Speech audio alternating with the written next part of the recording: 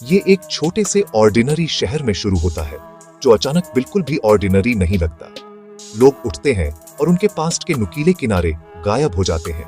झगड़े और दुख निशान कांच पर कोहरे की तरह धुंधले हो जाते हैं। अच्छा लगता है ना?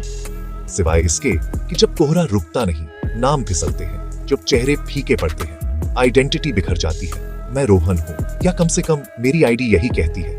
प्रॉब्लम ये है, मुझे याद नहीं कि मैंने इसे कैसे कमाया। मुझे नहीं पता कि मैंने किससे प्यार किया, किसे चोट पहुंचाई। मैं पहले कौन था?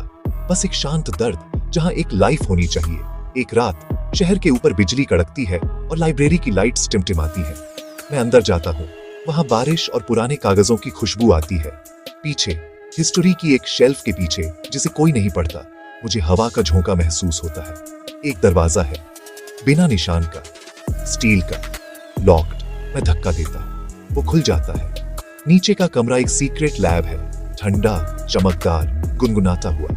हमारे नामों के लेबल वाली फाइल्स, नसों की तरह तार, ब्लिंकिंग रेड नोट्स के साथ शहर का एक मैप, और एक धूल भरे मॉनिटर पर एक मैसेज लूप हो रहा है। दर्द मिटाओ, हिंसा हटाओ, ऑर्डर बहाल करो। तभी मुझे समझ आता है, कोई हमारी यादें रैंडमली नहीं चुरा रहा है। वे उन्हें क्यूरेट कर रहे हैं, कुछ भी मैसी हटा रहे हैं, कुछ भी ह्यूमन।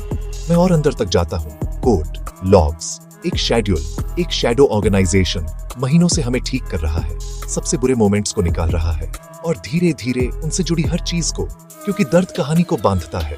उसे खींचो, पूरी लाइफ ढीली पड़ जाती है। तो मैं वह लापरवाह काम करता हूँ। मैं फेल्सेफ को क्लीन से रिकॉल पर फ्लिप कर देता हूँ। शहर कांप उठता है, पुरानी गूंजें वापस आती हैं। एक्सीडेंट्स, अपॉलॉजिस, वादे जो टूटे और निभाए गए। लोग लड़खड़ाते हैं, कुछ रोते हैं, कुछ चिल्लाते हैं, और फिर चुप्पी, जैसे डूबने के बाद पहली सांस। लैब के बीच में मैं आखिरकार मास्टरमाइंड से मिलता हूँ। कोई मॉन्स्टर नहीं, बस कांपते हाथों वाला एक थका हुआ इंसान। वे मुझे ऐसे देखते हैं जैसे मैं गलत हुआ एक्सपेरिमेंट हूँ और कहते हैं, कंट्रोल दयालुता है। मैं उन्हें वो सच बताता हूँ जो मैंने अभी अभी मुश्किल से सीखा है। कंट्रोल दयालुता नहीं है, दर्द मैप का हिस्सा है।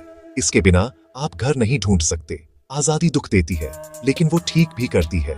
वे अपनी आंखें बंद कर लेते हैं, और एक सेकंड के लिए मैं उसे देखता हूँ। उनके अपने गुम हुए टुकड़े, वे भी एक शिकार थे। जब वे उन्हें खोलते हैं तो सिर हिलाते हैं, फिर इसे सच होने देते हैं। ऑर्गेनाइजेशन भंग हो जाता है, मशीनें बंद हो जाती हैं। शहर भारी मौसम जैसी यादों के साथ जागता है। बादल जो उठते हैं, बारिश जो गिरती है, सूरज जो आखिरकार दिखता है। हम फिर कभी नहीं भूलते, हम इसे सहना सीखते हैं। मैं अपना नाम इसे कमाकर सीखता हूँ, याद करके।